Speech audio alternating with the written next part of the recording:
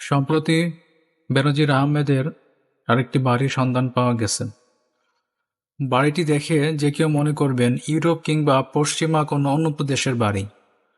জনবিচ্ছিন্ন নির্জন স্থানে এমন আলিশান বাড়ি নির্মাণ করেছেন বাংলাদেশ পুলিশ সদস্য সাবেক মহাপরিদর্শক বেনজির আহমেদ। দৃষ্টিনন্দন বিলাসবহুল দুইতলা বাড়ির উপরের তলার চারপাশেই আলাদা 4টি বারান্দা রয়েছে। সীমানা প্রাচীরের ভেতরে ও বাইরে রয়েছে নানান ধরনের ফুল ও ফলের গাছ। সম্প্রতি বিভিন্ন ভূমি অফিসারের কর্মকর্তারা জায়গাসহ বাড়িটি পরিমাপ করে গেছেন বলে জানান বাড়ির কেয়ারটেকার। কবে থেকে জানেন এটা আপনার এই বেনজির স্যারের বাড়ি? আমি জানি, আগে থেকে জানি, আমার বাসা এখানে। কারণ ওই বাড়ির ভিতরে নিষেধ ঢুকা, শুধু ভূমি অফিস থেকে আসছে, মাপজাপ করছে আর কি। ওরা ওদের মতন চলে আসছে।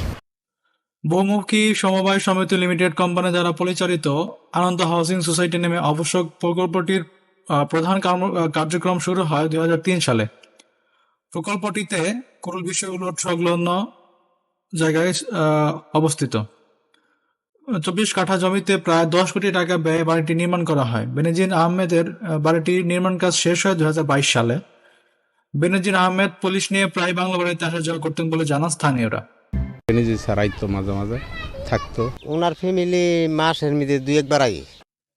স্থানীয়রা মুখ খুলতে শুরু করলেও বেনজির আহমেদ এই বিষয়ে বাড়িটির বিষয়ে কোনো মন্তব্য করতে নারাজ আনন্দ হাউজিং সোসাইটির নিরাপত্তা প্রধান। গত 12 জুন উচ্চ আদালতের আদেশে জব্দ করা হয়েছে বেনজির আহমেদের অর্জিত বিপুল পরিমাণ অবৈধ সম্পদ। সেই জব্দ তালিকায় নারায়ণগঞ্জ, রূপগঞ্জে এই ডুপ্লেক্স বাড়িটিও বাংলা বাড়িটিও রয়েছে।